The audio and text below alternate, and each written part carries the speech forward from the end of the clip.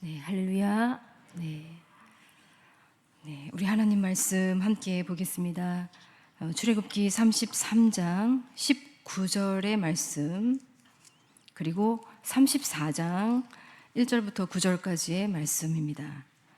먼저 33장 19절을 함께 합독하도록 하겠습니다. 구약 134쪽에 있습니다. 시작. 여호와께서 이르시되 내가 내 모든 선한 것을 내 앞으로 지나가게 하고 여호와의 이름을 내 앞에 선포하리라. 나는 은혜 베풀 자에게 은혜를 베풀고 긍휼히 여길 자에게 긍휼을 베푸느니라. 아멘. 자, 34장 1절부터 9절까지의 말씀을 함께 읽겠습니다. 시작. 여호와께서 모세에게 이르시되 너는 돌판 둘을 처음 것과 같이 다듬어 만들라. 내가 깨트린 처음 판에 있던 말을 내가 그 판에 쓰리니 아침까지 준비하고 아침에 시내산에 올라와 산 꼭대기에서 내게 보이되 아무도 너와 함께 오르지 말며 온 산에 아무도 나타나지 못하게 하고 양과 소도 산 앞에서 먹지 못하게 하라. 모세가 돌과 돌을 처음 것과 같이 깎아 만들고 아침에 일찍이 일어나 그 두 돌판을 손에 들고 여호와의 명령대로 시내산에 올라가니 여호와께서 구름 가운데에 강림하사 그와 함께 거기 서서 여호와의 이름을 선포하실세. 여호와께서 그의 앞으로 지나시며 선포하시되 여호와라 여호와라 자비롭고 은혜롭고 노하기를 더디하고 인자와 진실이 많은 하나님이라. 인자를 선대까지 베풀며 악과 과실과 죄를 용서하리라. 그러나 벌을 면제하지는 아니하고 아버지의 악행을 자손 3대 3,4대까지 보응하리라.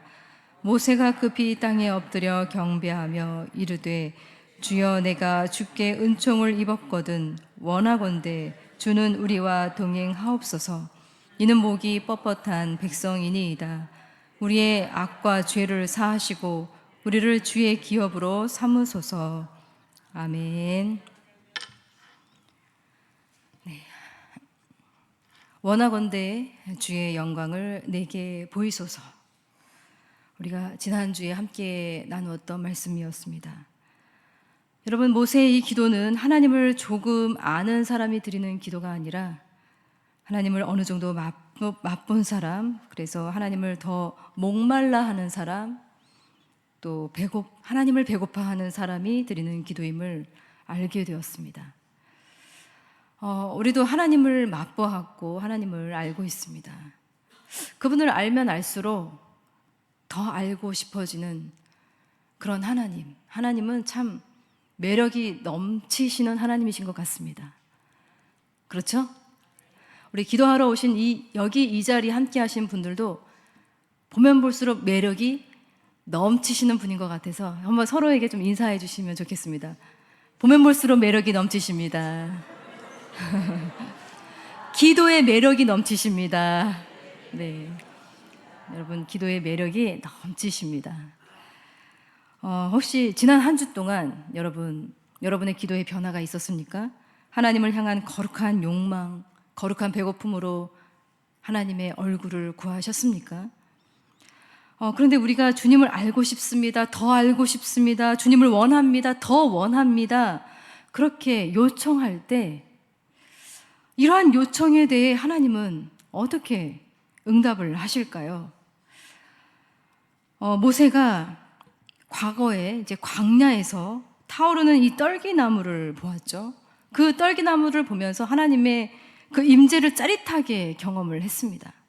하나님의 눈부신 형상, 압도적인 그 장면, 손에 붙잡힐 것 같은 영광의 현현, 어쩌면 그런 것들을 우리 또한 기대했는지도, 또 모세 또한 그런 것을 기대했는지도 모르겠습니다. 그러나 주의 영광을 내게 보이소서. 하나님을 원하고 더 원하는 모세와 또 우리에게 하나님은 이렇게 오히려 말씀하고 계십니다. 우리 33장 19절을 다시 한번 읽어볼까요? 시작.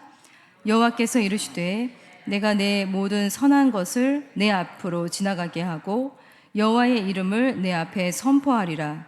나는 은혜 베풀 자에게 은혜를 베풀고 긍휼히 여길 자에게 긍휼을 베푸느니라. 아멘. 여러분, 하나님은 모세에게 물론 당신 형상의 뒤태를 아주 살짝 보여주기는 하셨습니다. 그러나 그러기 전에 먼저 이 말씀을 주신 거예요. 내가 내 모든 선한 것을 내 앞으로 지나가게 하고. 모세는 주의 영광을 구했는데 하나님은 선하심으로 응답하셨습니다. 그리고 자신의 이름을 선포하시겠다고 또 말씀하십니다. 여호와의 이름을 내 앞에 선포하리라. 다시 말해서 하나님은 이렇게 오히려 말씀하신 거예요. 나의 선함, 그리고 나의 이름이 바로 나의 영광이야. 그게 바로 나의 얼굴이야. 그렇게 말씀하시는 거예요. 여러분, 우리에게는 대단한 볼거리가 필요하지 않습니다. 이 말씀만으로도 사실은 충분합니다. 여러분, 우리에게 필요한 건 오직 그분의 마음, 그분의 선하심을 아는 것입니다. 하나님의 활동에 관심이 빼앗겨서 하나님 자신을 잃어버리거나 잊어버려서는 안 됩니다. 여러분, 이 말씀에 하나님이 계십니다. 여러분, 우리에게 궁극적으로 중요한 거, 정말 필요한 것은 하나님을 아는 것이죠. 여러분, 하나님의 영광은 단지 눈부신 빛, 놀라운 능력만이 다가 아닙니다. 오히려 하나님의 영광은 그분이 정말 어떤 분이신지 누구신지를 드러내는 데 있습니다. 그리고 놀랍게는 거기에는 변함없이 언제나 그분의 성품이 있었습니다. 선하신 성품이요. 그러나 그 선하심은 막연히 따뜻함이 아닙니다. 자, 이 말씀을 자세히 보시면 이렇게 말씀하고 있어요. 나는 은혜 베풀 자에게 은혜를 베풀고 긍휼히 여길 자에게 긍휼을 베풀겠다. 여러분, 모든 기준은 하나님이에요. 하나님의 마음에 있습니다. 하나님의 자유에 달려 있습니다. 모든 것은 하나님의 주권이에요. 은혜도 긍휼도. 하나님은 누구에게도 조종되지 않고 누구의 요구에도 매달리지 않으시는 분이십니다. 하나님의 은혜는 누구의 권리도 아니에요. 우리에게 하나님의 은혜와 자비가 당연한 거 아닙니다.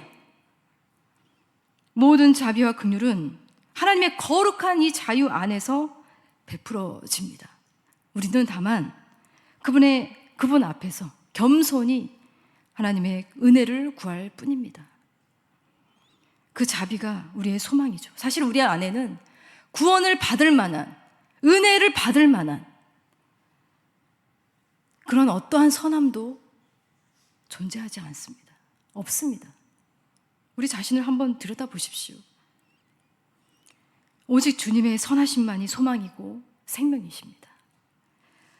그리고 그 다음 장, 이 34장에 하나님은 이 배은망덕한 이스라엘 민족의 우상 숭배에 대한 분노로 부서진 그 돌판이 아니라 새로운 돌판을 가지고 다시 시온산에 올라오라고 모세를 부르십니다. 1절의 말씀에 보시면 이렇게 되어 있죠. 우리 한번 읽어볼까요? 시작. 여호와께서 모세에게 이르시되 너는 돌판 둘을 처음 거와 같이 다듬어 만들라. 내가 깨뜨린 처음 판에 있던 말을 내가 그 판에 쓰리니. 다시 쓰신다고, 다시 시작하겠다고, 당신의 선하심으로 이 모든 것을 다시 하시겠다고 말씀하고 계십니다. 그리고 하나님은 이 33장 19절의 말씀을 이 34장 5절부터 7절까지의 말씀에 그대로 모세에게 약속하신 대로 보여주십니다. 우리 5절부터 7절까지 함께 읽어보겠습니다. 시작. 여호와께서 구름 가운데 강림하사 그와 함께 거기 서서 여호와의 이름을 선포하실세. 여호와께서 그의 앞으로 지나시며 선포하시되 여호와라 여호와라 자비롭고 은혜롭고 노하기를 더디하고 인자와 진실이 많은 하나님이라.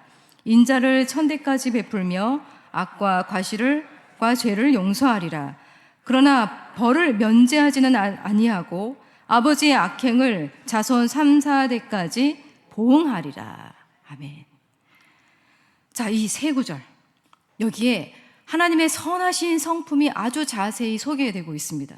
마치 하나님의 자기소개 같습니다. 더 엄밀하게 말하면 하나님의 자기 계시고요. 여기 영원토록 고백할 우리의 신앙 고백이 있습니다. 여호와라 여호와라, 자비롭고 은혜롭고 노하기를 더디하고 인자와 진실이 많은 하나님이라. 하나님 자신이 어떤 분이신지 그대로 드러내고 계십니다. 그분의 자비가 얼마나 놀라운지 인자를, 그 사랑을 천대까지 베풀며 악과 과실과 죄를 용서하리라. 우리 하나님은 이런 하나님이십니다. 우리가 믿고 아버지라 고백하는 그분은 바로 이런 하나님이십니다. 그런데 그것으로 끝이 아닙니다. 그 다음에 뭐라고 되어 있습니까? 그러나 벌을 면제하지는 아니하고 아버지의 악행을 자손 3, 4대까지 보응하리라. 여러분, 하나님의 인자는 끝이 없지만 동시에 죄를 가볍게 넘기지는 않으시는 거룩하시고 의로우신 하나님이심을 드러내고 있습니다. 여러분, 하나님의 성품은 잘라서 취사 선택할 수 없습니다. 어떤 부분은 마음에 드니까 이것만 선택하고 어떤 부분은 버릴 수 없습니다. 하나님은 언제는 사랑이셨고 또 언제는 거룩이셨고 언제는 공의로운 분이셨던 것이 아닙니다. 그분은 언제나 사랑하는 분이셨고 언제나 공의로우신 분이셨고 거룩하신 분이셨습니다. 그분은 언제나 긍휼을 베푸시는 동시에 의로우신 분이셨습니다. 그분의 성품은 하나로 통합되어 있어요. 하나님은 사랑이시지만 동시에 거룩하신 하나님. 그분의 성품은 분열되어 있지 않습니다. 여러분, 이것을 아는 것이 굉장히 중요합니다. 그런데 하나님의 형상으로 지어진 우리, 예수를 믿고 그리스도인이 된 우리, 좀 문제가 있지 않습니까? 오늘날 교회 형편도 그렇지 않습니까? 마틴 로이드 존스 목사님은 1930년도에 자유주의 신학자들이 성경을 왜곡하기 시작하면서 시작된 여러 교회의 어떤 문화들이 있다고 진단을 합니다. 이렇게 말하는 거죠. 하나님은 오직 사랑이시라. 그러면서 하나님의 성품에서 진노를 몰아내고 공평과 의를 몰아내고 하나님이 친히 계시하신 모든 특징을 어떤 건 더하고 어떤 건 몰아냈습니다. 그러면서 하나님은 사랑이시다. 당신이 무슨 짓을 했느냐는 중요하지 않다. 가서 죄송하다고 말씀드려라. 용서를 구해라. 그러면 다 잘 될 것이다. 라는 이 선포가 많은 교회에서 목회자들이 선포했습니다. 여러분, 이러한 선포는 새빨간 거짓말이에요. 기억하시기 바랍니다. 우리가 세상에서 목격하는 불법과 교회에서 목격하는 불법은 바로 이러한 태도에서 나온 것입니다. 우리가 좀 단순히 연약한 데 문제가 있는 것이 아니에요. 우리의 진짜 문제는 하나님의 이러한 성품을 모른다는 데 있고, 알아도 그 성품에 참여하지 않는다는 데 문제가 있습니다. 여러분, 우리는 하나님의 은혜를 원하지만 하나님의 거룩에는 참여하고 싶지 않아 합니다. 하나님의 용서는 구하지만 하나님의 그 진실하심을 담고 싶어 하지 않는데 우리의 문제가 있습니다. 하나님의 오래 참으심에 매일 기대고 있지만 정작 우리는 어떤가요? 조금도 참아내질 못하고 있어요. 하나님의 인자하심을 찬양하면서도 우리의 삶은 어떤가요? 여전히 냉소, 계산, 자기 보호로 가득합니다. 여러분, 하나님의 자비로 살고 있으면서도 타인에게는 잔인할 만큼 무자비합니다. 하나님이 당신의 성품으로 우리를 대하신 방식으로는 살지 않으면서 하나님이 우리를 계속 감싸주기만을 우리는 얼마나 원하고 있습니까? 왜 그럴까요? 죄의 본성이 그런 거예요. 여러분, 죄는 하나님의 성품과 어긋난 존재의 방식이에요. 우리가 정말 하나님을 안다면, 이 하나님을 안다면 함부로 죄를 즐길 수는 없습니다. 우리가 이 하나님을 알고 있다면 절망 속에서도 쉽게 무너지지 않을 수 있습니다. 우리가 이 하나님을 알고 있다면 하나님의 친절을 마치 권리처럼 누리지 않게 됩니다. 우리가 이 하나님을 알고 있다면 사랑한다는 말로 하나님을 만만하게 다루지 않을 것입니다. 오히려 더 떨고 더 감사하면서 더 낮아져서 말하게 될 것입니다. 우리 자신이 경험하고 있는 모든 비극, 교회 공동체의 모든 비극은 우리가 연약해서가 아니라 그분의 성품을 닮지 않으려고 하는 오래된 고집 때문이라는 것을 우리는 기억해야 합니다. 여러분, 구원은 하나님의 성품이 이 죄인들인 우리들에게 다가오신 사건이에요.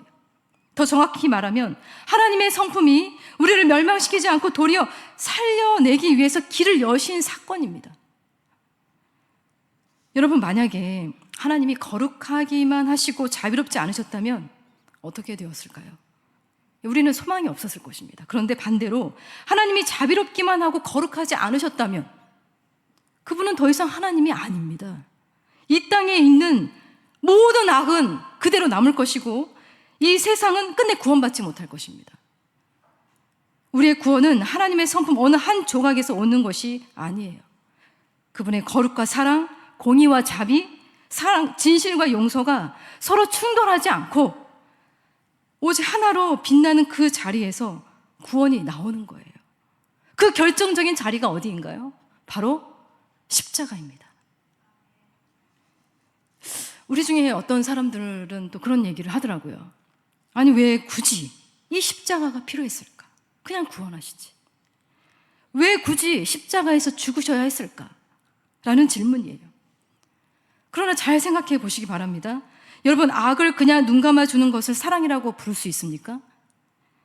짓밟힌 이 진실과 찢긴 관계에 흘린 눈물, 파괴된 이 생명을 향해서 괜찮아, 다 괜찮아질 거야 라고 말하는 것이 정말 괜찮은 게 맞습니까?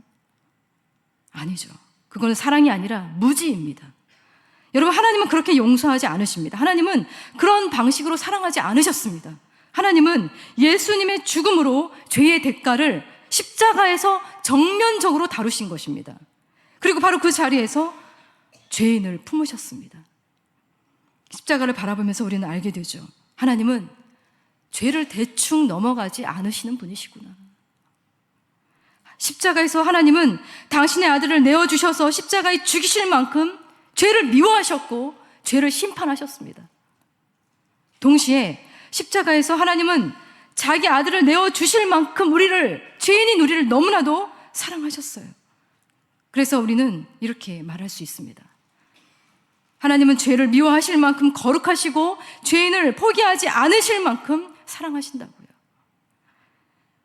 예수님은 성육신과 이 십자가 이 사건, 그것은 바로 하나님의 성품이 인간의 역사 속으로 몸을 입고 들어오신 사건이 바로 예수님의 성육신이라는 것을 말씀하고 있습니다. 그분 안에 넘치는 자비가 있고 은혜가 있고 오래 참음이 있고 인자하심이 있고 진실과 거룩이 있습니다. 그 모든 것이 예수 그리스도 안에서 육신이 되신 겁니다. 그리고 주님은 그 성품으로 이 모든 고난과 아픔과 시험을 그분의 성품으로 이겨내신 거예요. 그분의 성품으로 죄인을 품으셨고 그 성품으로 십자가를 통과하셨습니다. 성품으로 이기신 거예요. 여러분, 우리는 무엇으로 이기고 있습니까? 2차 세계대전 당시에 코리 텐 붐이라는 한 여인이 있는데요. 그분이 독일 사람인데 유대인들을 숨겨주다가 나치한테 붙잡혀서 라벤스부리크라고 하는 수용소에 끌려가게 되었습니다. 그곳에서 그는 말할 수 없는 고통과 수치를 경험했고 같이 함께 있었던 언니 베시를 잃어버리게 되었습니다. 그리고 이제 전쟁이 끝났습니다. 전쟁이 끝나고 난 뒤에도 상처는 끝나지 않았죠. 몸은 살아 돌아오긴 했지만 기억은 여전히 그녀를 붙들고 있었습니다. 그런데 그녀가 예수를 만나면서 이 독일 전역을 돌아다니면서 하나님의 용서와 사랑을 전하기 시작했습니다. 그러던 어느 날 뮌헨의 한 교회에서 이제 설교를 마쳤는데 한 남자가 그녀에게 다가왔습니다. 그분이, 그 다가온 남자가 이렇게 말합니다. 당신은 하나님의 죄를 깊은 바다에 던지신다고 말했습니다. 저의 죄도 용서받을 수 있을까요? 라고 말하면서 손을 내밀었습니다. 근데 그 순간 이 코리된 부모는 그 얼굴을 단번에 알아봤습니다. 바로 자신의 언니를 죽음으로 몰아넣었던 사람, 자신을 수치로 물들었던 그 사람이었다는 것을 알게 되었습니다. 그녀는 순간 이 몸이 얼어붙으면서 손을 내밀 수가 없었다고 합니다. 상처가 아직도 컸기 때문이었겠죠. 그때 코리는 자기 감정에 기대지 않고 그 순간에 기도했다고 해요. 주님, 저는 이 사람을 용서할 수 없습니다. 그러나 주님의 용서를, 주님의 성품을 제게 주십시오. 그리고 의지적으로, 감정은 그렇지 않았지만 의지적으로 손을 내밀었어요. 근데 그 사람의 손을 잡는 그 순간 그녀는 자신 안에 전류처럼 흐르는 어떤 힘을 느꼈다고 합니다. 그것은 자신의 능력이 아니었다고 그녀는 고백합니다. 하나님의 성품이 자신을 압도했다는 것을 알았던 것입니다. 여러분, 우리가 삶을 이긴다는 것은 어떤 것일까요? 단지 우리가 강해진다는 뜻이 아닐 것입니다. 우리의 상처는 순식간에 사라지질 않습니다. 믿음의 생활을 하는 동안 여전히 우리에게 아픔도 찾아오고 상처도 찾아옵니다. 그러나 참된 승리는 내가 할 수 없음을 먼저 인정하는 것으로부터 시작을 합니다. 이렇게 기도하는 거예요. 주님, 나는 자비롭지 못합니다. 나는 오래 참지도 못합니다. 나는 용서하지도 못합니다. 나는 여전히 분노하고 여전히 계산하고 여전히 상처에 붙들려 있습니다. 그러나 내 성품으로는 못 이기지만 주님의 성품으로 살게 하여 주옵소서. 주님의 오래 참으심이 내 안에 들어오게 하시고 주님의 자비가 내 관계 속으로 흘러가게 하시고 주님의 그 진실이 내 거짓을 다 몰아내게 하여 주옵소서. 여러분, 우리가 기도하는 중에 나의 연약함을 그대로 고백하면서도 주님의 성품을 구하시길 바랍니다. 우리가 무엇으로 우리의 인생의 시련을 통과하겠습니까? 상처와 자존심, 자존감, 이게 아니라 하나님의 성품에 참여함으로 이기실 수 있기를 축복합니다. 거기에 우리의 거룩한 자존감이 있어요. 하나님의 성품에 동참하지 않는 신앙은 하나님을 이용하는 종교인이 될 뿐이에요. 하나님의 인자하심은 우리를 회개로 이끄는 것인지 죄를 계속 붙들고 있으라고 주어진 면허가 아니라는 사실, 지금도 돌아오라고 계속해서 기회를 주고 계시는 하나님의 인자하심은 우리가 더 대담하게 죄 지으라고 주신 기회가 아니라는 걸 기억하시길 바랍니다. 하나님은 이 세상을 당신의 성품으로 이기셨어요. 자비로, 은혜로, 오래 참으심으로, 인자와 진실로, 그리고 죄를 끝까지 정면적으로 다루시는 그 거룩으로 우리를 구원하셨습니다. 그러니 이제 우리의 사명은 이런 것입니다. 단지 착하게 살자, 이게 아니라 하나님의 성품이 십자가를 통과해서 우리 안에 새겨지도록 하는 것입니다. 첫 번째 돌파는 완전히 산산 조각이 났었죠. 그러나 이 두 번째 새로운 돌판에 그분의 말씀뿐 아니라 그분의 거룩한 성품이 새겨졌듯이 이제 우리의 굳은 마음에 하나님의 성품이 새겨지기를 축복합니다. 다시 새기는 그 은혜가 우리에게 있기를 원합니다. 그럴 때 우리도 모세처럼 이렇게 기도할 수 있을 것 같습니다. 우리 9절의 말씀 한번 읽어볼까요? 시작. 이르되 주여, 내가 주께 은총을 입었거든 원하건대 주는 우리와 동행하옵소서. 이는 목이 뻣뻣한 백성이니이다. 우리의 악과 죄를 사하시고 우리를 주의 기업으로 삼으소서. 아멘.